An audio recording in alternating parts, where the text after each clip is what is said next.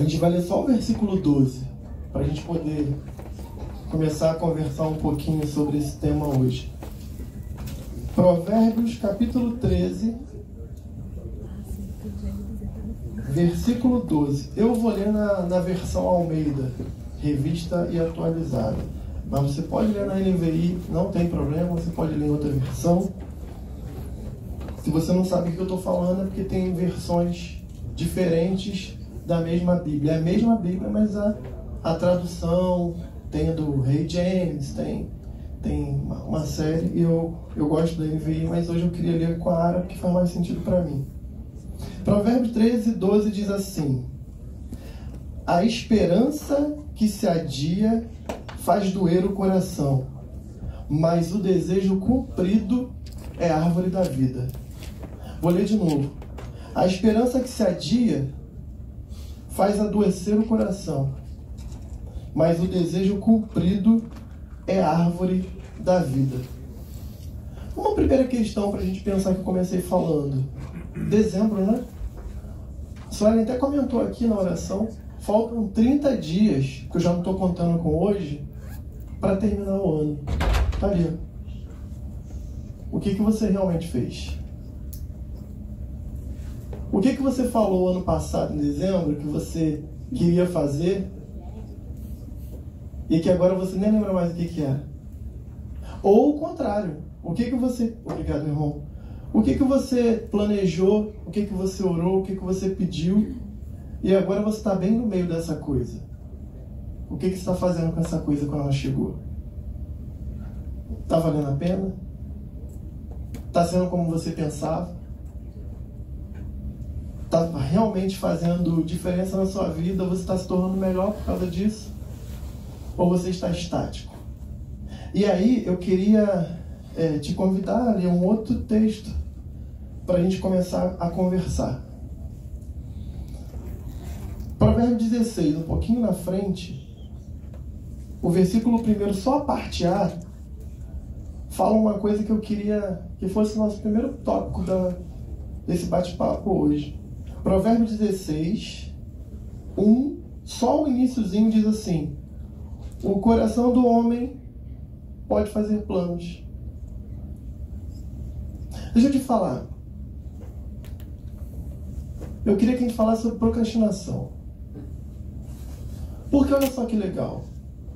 Deus deseja que a gente faça planos. Fazer projetos é muito bom.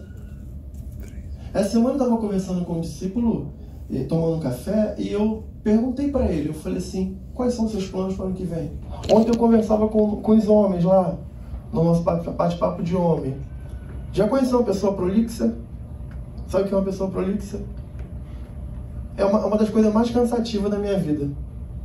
Porque assim, você começa falando de café. E aí a pessoa começa a contar como é que ela toma café. No meio da conversa você não sabe, ela está falando de Coca-Cola. E daqui a pouco ela está falando de algodão doce. Aí você fala: onde que eu me perdi? E no final das contas, ela não diz por que ela toma café ou por que ela não toma café. Porque ela tem tanta coisa para poder falar que ela se perde, ela não tem um planejamento. E para quem está ouvindo, é muito cansativo. Porque você parece estar conversando com um doido. Aí você... Tá bom. Não é um bate-papo legal. Geralmente, não tem um segundo café. Não tem uma segunda conversa.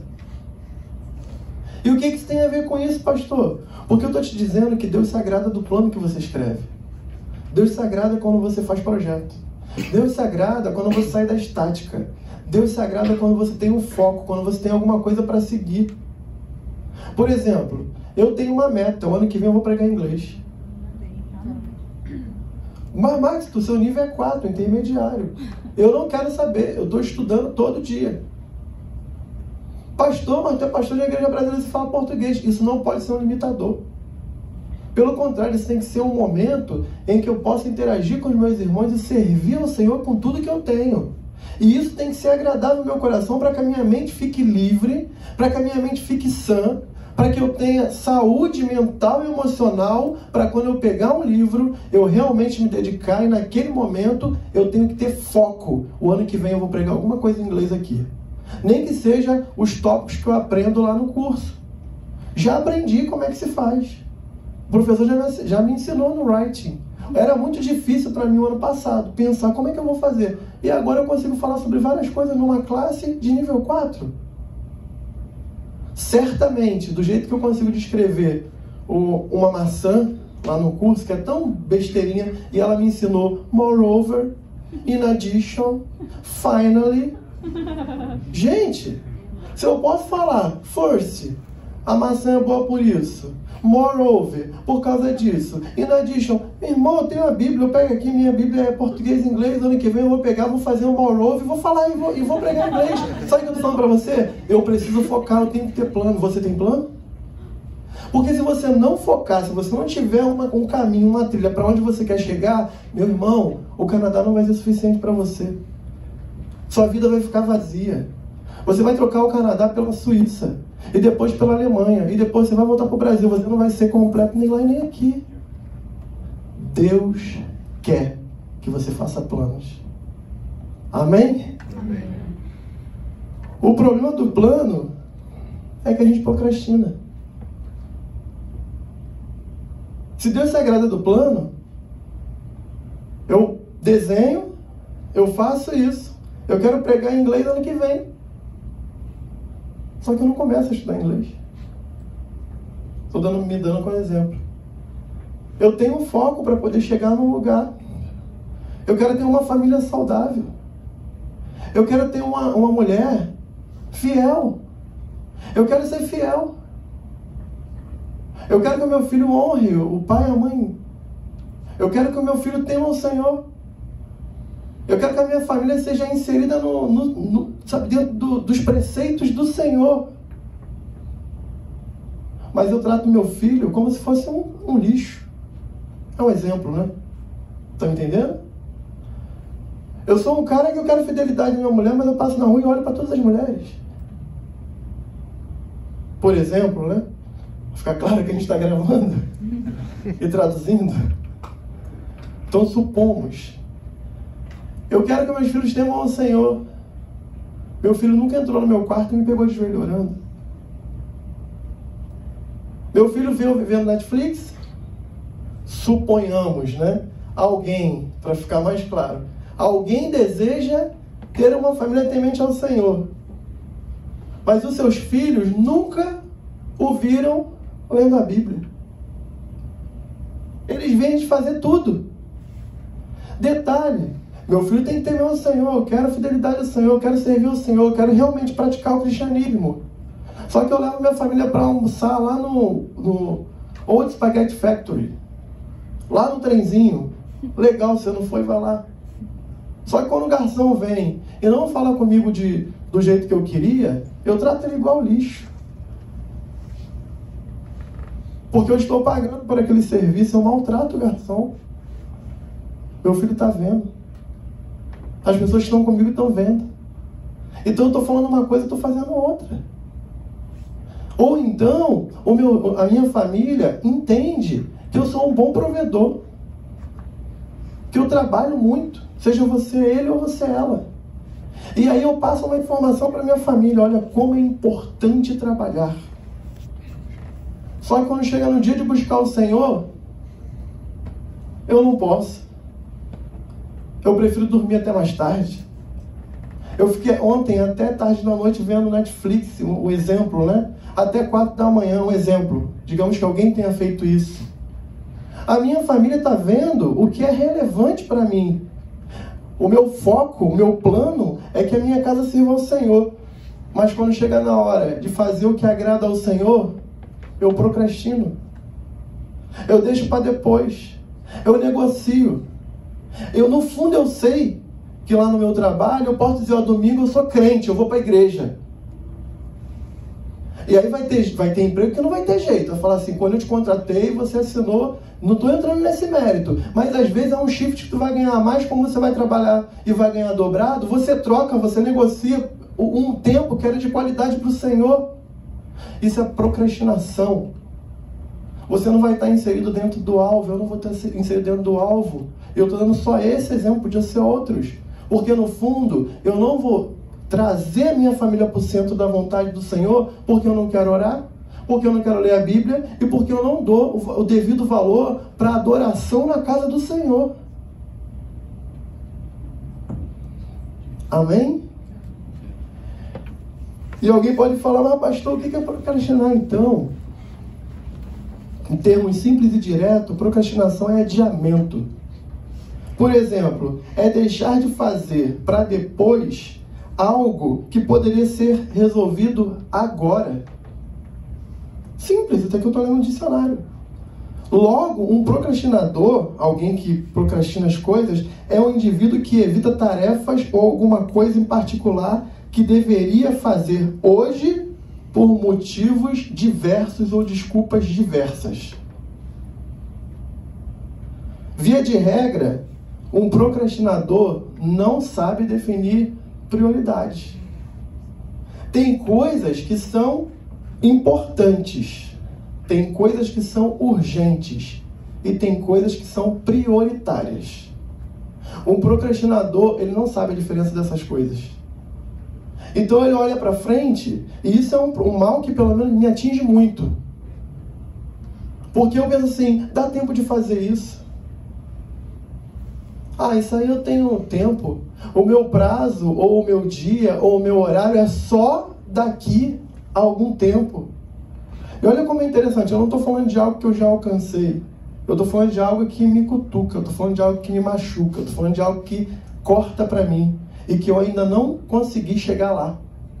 E a palavra de Deus é muito boa porque ela não depende da sua perfeição para você ser ministrado. Eu não estou falando sobre a minha experiência e como eu sou bom. Pelo contrário, eu estou falando como eu sou ruim nesse ponto e como a Bíblia pode me ajudar nesse ponto. Pode te ajudar também? Porque se pode te ajudar, você vai trilhar um caminho de ser bem sucedido em Deus. Porque afinal de contas, faltam 30 dias para o final do ano. E como é que está a nossa postura? Como é que está a nossa vida? Agora, dentre os efeitos da procrastinação, o mais comum, é interessante que eu tivesse essa uma pesquisa, né? Eu gosto de ler, então às vezes eu vejo uma pesquisa e eu leio, mas um dos efeitos clínicos, né, que eles dizem mais comum é que a pessoa que está acostumada a procrastinar, a adiar tudo na sua vida sem uma razão, ela passa a produzir sensações que ocupam o espaço que ela deveria produzir algo relevante. Como, por exemplo, ela se torna extremamente ansiosa. Porque assim, ao mesmo tempo que ela deixa para depois, ela faz tudo em cima da hora. Faz sentido para você? Porque olha só, ela tinha um tempão para fazer, ela não faz agora, ela joga para depois, e joga para depois. Só que esse depois chega, e ela passa a ser cobrada. E como ela está cobrada, ela fica sob uma pressão, sobre um estresse tão grande que ela se torna ansiosa, porque no fundo, ela não conseguiu fazer algo que antes ela tinha um tempão para fazer. E aí vem as consequências. 1, sentimento de culpa. 2, vergonha. 3, ela evita ter contato com quem foi prejudicado por causa do seu comportamento relapso de procrastinar aquela situação. E aí isso vai virando um loop, sabe? Assim, eu procrastino agora, depois chega a hora de fazer algo que realmente não podia deixar de fazer, aí eu sou cobrado por mim mesmo, eu entro num estado de tensão muito grande, e aí eu não sei lidar com a situação, algumas vezes eu fico violento, algumas vezes eu fico mal educado, algumas vezes eu entro na defensiva, porque eu já acho que eu estou sendo criticado, talvez eu nem esteja, e aí o meu coração fica ansioso, e porque o meu coração está ansioso, eu não consigo mais programar nada. E porque eu não consigo programar nada, eu entro num loop de continuar sendo alguém que adia uma tarefa. E isso é como se fosse uma doença psicológica. É interessante que a OMS diz que a procrastinação, quando ela passa a ser contínua, ela vira um estado patológico, muitas vezes só tratado por um psicólogo, ora por um psiquiatra. Ou seja, uma coisa que era administrativa, agora passa a ser patológica. Porque entrou num ciclo infinito.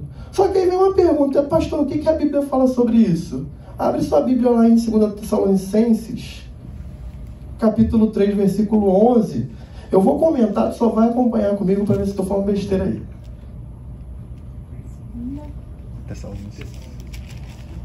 Segunda Tessalonicenses, quase lá no finalzinho da Bíblia, capítulo 3, versículo 11. 2 Tessalonicenses, capítulo 3, versículo 11. Eu vou só comentar, só lê aí você sozinho. Essa situação aqui é interessante porque o apóstolo Paulo, ele começa a escrever aos Tessalonicenses e ele fala assim: tem uma galera aí na igreja dando trabalho, hein? Ele fala, tem um pessoal meio preguiçosinho aí, hein? Lê aí, vai lendo aí, vai ver se eu tô falando besteira. Ele fala, tem uma galera tumultuando aí, né? Ele continua falando, ele fala, tem gente se aproveitando dos outros, hein? Querendo comer de graça, querendo dormir de graça, pedindo dinheiro emprestado para os irmãos. Ele está falando sobre isso. E o interessante é que quando você pega o grego, a palavra grega que ele vai usar para ociosidade, que está na sua Bíblia aí, é a mesma raiz de procrastinação. Acredita? Porque o que ele fala nesse contexto? Ele diz assim, esse pessoal procrastinador, esse pessoal está destruindo a comunidade que a gente está aqui, de fé. Porque eles, além de não produzirem nada, eles ficam na ociosidade defendendo seus próprios interesses. Ele fala, e quando eles estão defendendo seus próprios interesses, eles se tornam improdutivos. E eles têm vivido assim. Chega um momento que ele radicaliza. Ele fala assim, quer saber de uma coisa? Não dá comida mais para ele, não. Aquele que não trabalha não tem que comer. É meio que assim, caraca, esse pastor aí é demais. Porque ele está falando, você não tem que alimentar procrastinadores. Eles precisam voltar à realidade e passarem a ser produtivos. E por que é legal a gente falar sobre isso? Porque esse termo, ele compõe trabalhar, ele fala trabalho duro, ele fala sobre os arredores, e ele bota a gente numa situação muito, muito parecida com nossos dias atuais. Ele está dizendo assim, o procrastinador, ele sabe que tem um monte de coisa para fazer. Só que ele não cumpre o que ele faz, e ele se envolve com arredor. Essa que é a raiz etimológica da palavra. Procrastinar seria você não cuidar do que você está fazendo aqui e se envolver com o que está acontecendo em volta. No caso desse texto, ele está dizendo que gera fofoca, gera intriga, gera mentira, gera prejuízo para os irmãos e um monte de problema. Mas olha só, para a nossa realidade, para a aplicação prática da palavra na nossa vida, quando você, e foi falado aqui já hoje, eu já tinha programado, você sabe que tem um monte de coisa para fazer. Aí você diz que não tem tempo para fazer nada. Eu sei que não se aplica para todos, mas talvez para a maioria. Mas o seu Instagram, o seu Facebook, mal a gente abre a página e fulano curtiu. Fulano curtiu. Fulano não tem tempo de olhar para o filho e perguntar como foi o dia. Olhar para a mulher, para o marido e perguntar como é que foi o dia. Ele não tem tempo para fazer nada. Ela não tem tempo para fazer nada. Mas quando você abre a rede social, online, full time, all the time. Como assim, gente? Então significa que a pessoa que tem um monte de coisa para ser produzida, ela perde tempo olhando ao redor. Acabou o dia, ela não fez nada. Ela sabe tudo o que aconteceu na vida de todo mundo. Ela ficou com inveja de um que está viajando para um lugar que ela não pode. Ela ficou triste pelo outro que descobriu que tem câncer. Ela leu a notícia de Londres enfim, eu não estou falando que você não deve fazer isso, tem que se informar. Só que no final do dia, a vida dela não teve sentido. Procrastinar tira a gente do nosso foco, do nosso alvo. e coloca a gente para tratar de assuntos que no fundo não era prioridade na nossa vida. Coloca a gente numa situação onde a gente, quando percebe que não, já temos 2 anos, 3 anos, 4 anos, 10 anos no Canadá. Só que no fundo, a gente não produziu nada aqui. A gente continua com a mesma rotina. É como se a gente tivesse simplesmente vindo para outro lugar, porque a gente tinha alguns interesses pessoais, mas não gera fruto. Não tem legado. Não tem relevância. É mais uma pessoa para pagar um aluguel caro. É mais uma pessoa para engordar a fila de alguma coisa que eu nem sei o que é. E desculpe a franqueza, que se depois morrer, o landlord tira nossas coisas da casa, limpa e aluga para outro mais caro do que alugou para você, porque agora o mercado já é sempre assim, né? Sempre para mais. Então para ele não faz diferença. Cuidado, gente. Cuidado com a falta de planejamento, com a falta de direção. Cuidado com a procrastinação. Deus tem um plano para a sua vida. Deus sonhou em você cumprir esse plano. Se você ouvir a voz dele, e se você entrar dentro da linha do que ele desejou para você, pode ter certeza, a sua vida vai ser extraordinária. Isso não é palavra positiva não, não sou coach não, sou pastor. Mas uma coisa que eu tenho que te lembrar, seja quem Deus quer que você seja, no tempo que ele determinou para você. E para de procrastinar. Tem gente que se achega perto de Jesus. Tem gente que simpatiza com o Evangelho. Tem gente que quer chegar perto do Evangelho. Quer fazer parte, mas não tem um compromisso com Deus. Não se aliança. Me desculpa, eu não conheço todo mundo tão assim, não leve a mal, não acho que é nada pessoal. Mas é semelhante a alguém que mora junto há 10 anos, tem 2 filhos. Nunca se casou. Tem união estável. Pastor, aqui é meu namorado. Lá no Rio é assim, né? Meu namorado. O que é? Da primeira vez eu perguntei. Não, me desculpe, o que é namorado? Não, pastor, que a gente não casou, não. Casar pra quê? Aí o casal brigava. Primeira coisa que fazia, voltava pra casa da mãe, do pai.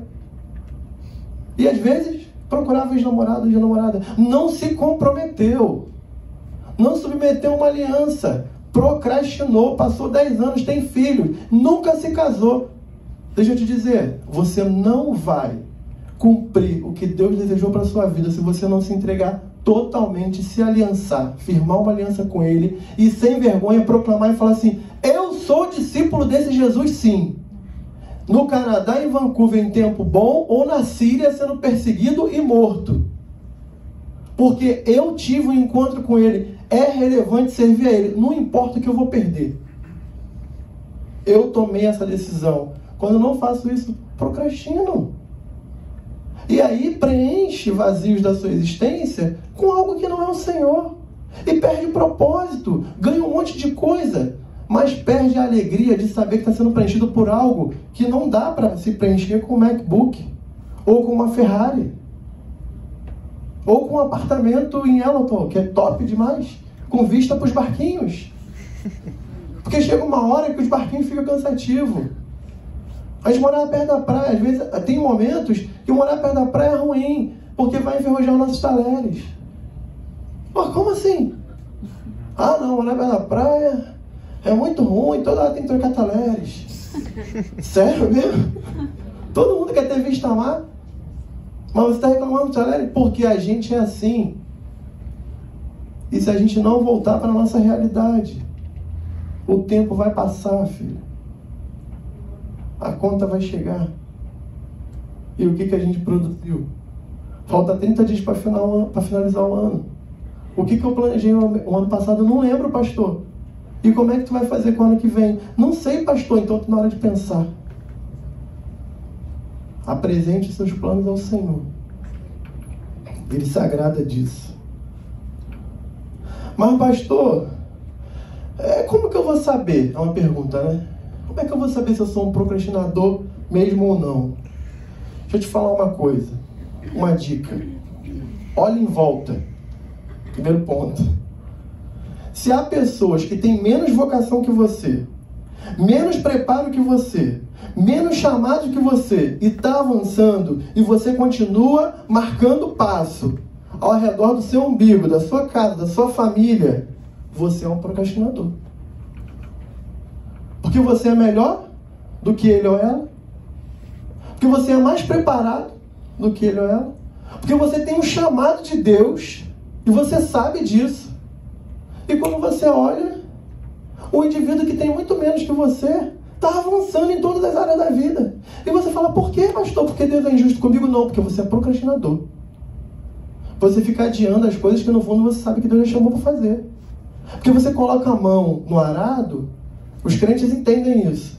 E toda hora você olha para trás, filho. Tu começa bem, tu começa vibrante, tu começa empolgante. Deus está fazendo, Deus está fazendo. Primeira bençãozinha, a migalha que cai da mesa do rico, ao invés de você celebrar, você se contenta e acha que aquilo é a benção toda. Filho, não é a benção toda.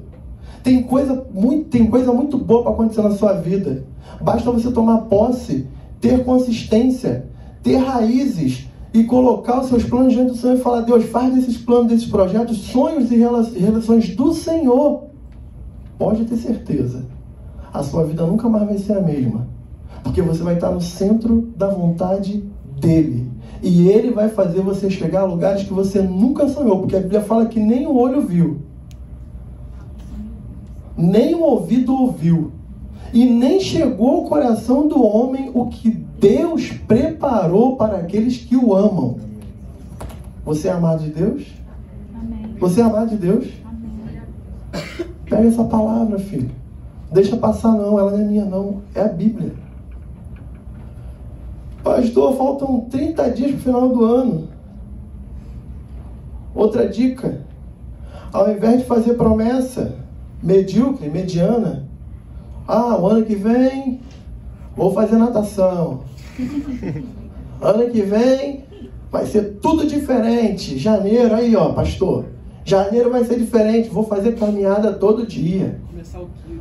Vou começar o quê? Kiro. Que isso? Kiro? A dieta. Vou começar a dieta do Kiro, dos jovens. Corta carboidrato. Ano que vem é assim, todo ano é assim. No ano que vem eu vou organizar minha vida. Ano que vem eu vou fazer. Ano que vem eu vou fazer. E aí passa 1, passa 2, passa 3. Ano que vem eu vou fazer nada. Porque o que você vai fazer ano que vem, tu começa agora, dia 1º de dezembro de 2019. Não é dia 1º de janeiro de 2020. Se você realmente se planejou, tu começa agora. Para de procrastinar, para de adiar. Toma posse daquilo que Deus falou para você fazer. Tenha consciência. Não faça porque alguém mandou. Faça porque Deus mandou. E o interessante, vai lá em Provérbio 16, 1 de novo. A parte B agora, que eu falei para vocês lerem só a parte A, né? Vocês leram que o coração do homem deve fazer planos. Deus sagrado, não foi? Mas a parte B diz o que aí? Mas a resposta certa vem do Senhor. Pastor, eu faço planos. Está tudo desenhado. Eu quero que seja assim. Eu já pensei. Quando eu chegar no Canadá vai ser assim, vai ser assim.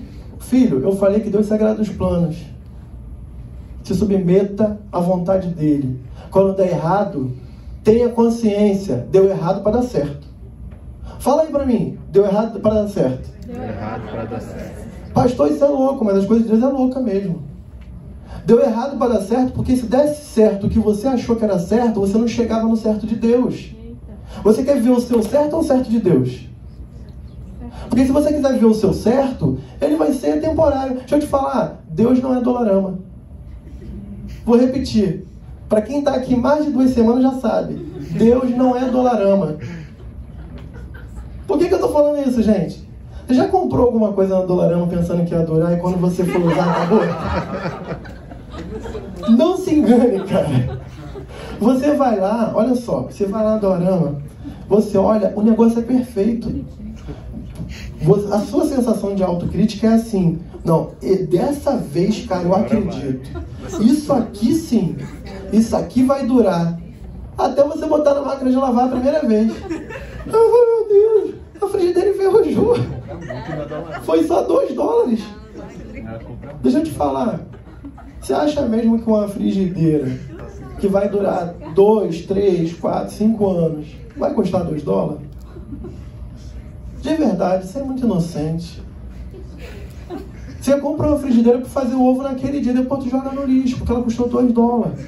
Se você quiser fazer realmente muitos e muitos ovos, compra uma frigideira numa loja de verdade. Eu não estou falando mal do Dollarama. Aliás, se eu tiver que voltar para o Brasil, uma das piores críticas que eu vou ter é onde está a Dollarama. Porque, cara, lá tem tudo. Mas por que eu estou fazendo esse paralelo? A resposta certa vem do Senhor. Tudo o que Ele faz dura para sempre. Amém. Nas nossas escolhas, na nossa ótica, na nossa autocrítica, a gente se contenta com um produto barato e medíocre. Porque a gente se contenta com o temporário. Deus, Ele é eterno, e um Deus eterno não vai fazer nada na sua vida para poder durar pouco. Deus não vai fazer nada na sua vida temporário. Mas para isso você tem que ser firme. Agora, olha o que o Provérbio 16:3 fala.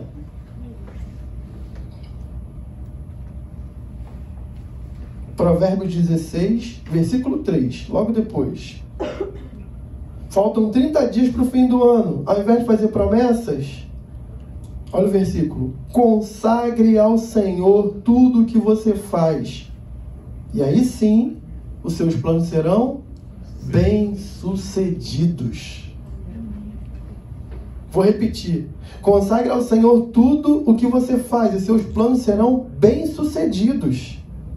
Quando seus planos deixarem de ser os seus planos e passarem a ser os planos de Deus, você vai deixar de procrastinar ou viver ansioso por causa dos seus planos.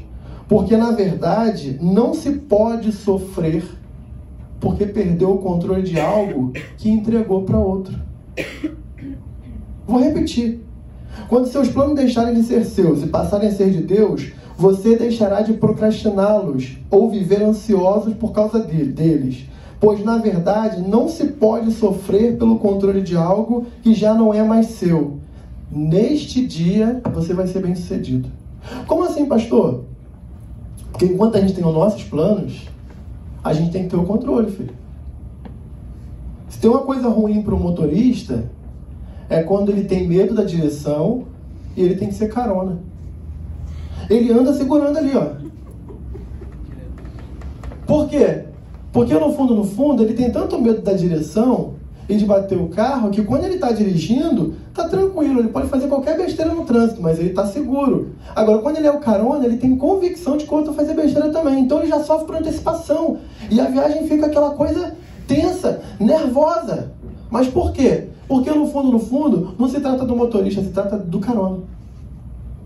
Ele não sabe lidar com a ansiedade, não está no controle dele. Ser imigrante é a nossa vida. Tem controle de nada aqui. Ah, pastor, mas eu tenho o PR. Deixa eu te falar uma coisa. Se o Brasil e o Canadá entrar em guerra, bye bye o seu PR. PR não é cidadania. Se você tiver cidadania, tudo bem, aí é outra coisa. Mas se você tem o PR, não se garanta no seu PR, filho. Basta entrar em guerra. Isso é lei. Isso é direito internacional. É uma residência permanente, mas não é uma cidadania. Falo isso como advogado. Se informe. Logo, eu estou te dizendo isso porque é natural que você não tenha o controle. Só que tem uma boa notícia para você. O justo viverá pela fé. A gente não anda por vista. A gente não anda por visão. A gente não anda por alguma coisa que vai acontecer. Não. A gente vive pela fé. Na verdade, a gente bota o pé. Deus coloca o chão. Basta cada dia seu próprio mal.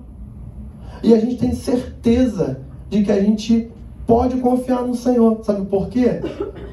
Um remédio para acabar com a procrastinação. Pare de adiar. Planeje. Pega os planos, foi o que a gente leu, entrega para Deus. Fala: Deus, eram meus até agora há pouco, quando eu fiz a minha planilha, quando eu fiz a minha aplicação de visto, quando eu fiz essa aplicação do trabalho, da casa, da escola do meu filho. A partir de agora, é só eu e o Senhor. Por favor, Deus, toma para o Senhor. A partir desse momento, filho, você consagrou a Deus. E se você consagrou a Deus, aí é com Ele. É tipo um presente. Tu vai na loja, tu escolhe o presente, tu estabelece um limite de dinheiro que tu pode gastar, aí você resolve deixar ser pão duro e compra um presente melhor, porque a pessoa precisa e merece. Aí você pega um presente e você entrega. Quando você entrega, não é mais seu. O controle não é mais. Tu pode até ficar chateado se a pessoa der para outra pessoa, mas ela pode fazer isso, porque é dela. Pega os seus planos, pega os seus projetos, faça o melhor, faça com excelência. Mas não se esqueça, a resposta certa vem do coração de Deus. E a palavra falou pra gente: consagre ao Senhor tudo que você fizer. Os seus planos vão ser bem-sucedidos. Amém? Amém. Eu queria orar com você. Queria orar por você e com você. Mas antes, eu queria te dar uma oportunidade. O Lucas vai louvar o Senhor. Enquanto ele estiver louvando, com a oração dele na música, feche seus olhos. Como a gente tem feito aqui, tem sido muito bom para a minha vida. Por isso que eu quero manter essa ordem de culto aqui. Eu queria que você fizesse essa oração individual. Larga a mão do seu esposo, sua esposa, do seu filho. Nesse momento é você e o Senhor. É só você e o Senhor. A semana inteira você teve que se envolver com muitas coisas. Esse é o momento que está você e o Senhor. Feche seus olhos. Fala com Ele, fala: Deus, foram 11 meses até aqui. O que eu fiz desses 11 meses? Que relevância tem tido esses 11 meses? E Deus, nesses 30 dias, o que eu posso ajustar na minha vida para poder entrar dentro do propósito e da realidade dos seus planos na minha vida? Por favor, Deus, me ajuda, me inspira, me dá resposta. Ah, Deus, tem tantas coisas ainda que eu quero fazer. Mas, Senhor, em nome de Jesus, me ajuda a melhorar. Faz com que os seus planos sejam maiores e melhores do que os meus planos. Porque, na verdade, Deus, tudo o que eu tenho planejado só vai preencher o vazio do meu coração se eu tomar uma decisão real em direção ao Senhor. E se durar um mês, vai ser um mês, os 30 dias melhores da minha vida. Se durar um ano, Senhor, vai ser um ano marcante na minha história. Se o Senhor quiser que sejam 10 anos, Deus, eu vou crescer muito nesses 10 anos. E depois eu nunca mais vou ser a mesma pessoa. Mas Deus, que cada dia eu encontre no Senhor a realização e o propósito do teu coração, não mais do meu. Em nome de Jesus. Faça a sua oração particular.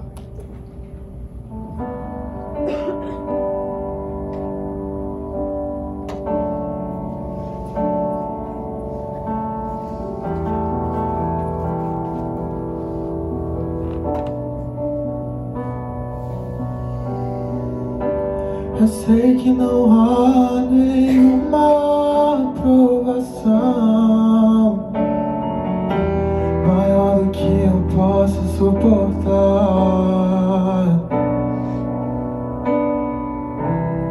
mas estou cansado, Pai, preciso crer nas tuas promessas pra continuar.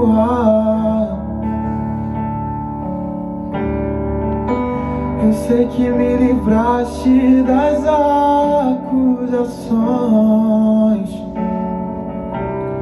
mas estou cansado de chorar. Espírito Santo, Santo, vem me renovar. Só tua presença pra me alegrar. Os sonhos de Deus são maiores que os teus, tão grandes que não pode imaginar. Não desanime, filho, eu vim te consolar. Nas minhas promessas volte a acreditar.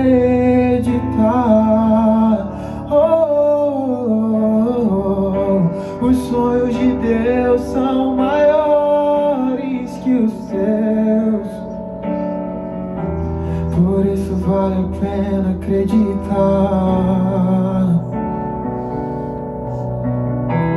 O dia está chegando, eu vou te renovar. Na minha presença tu vais prosperar.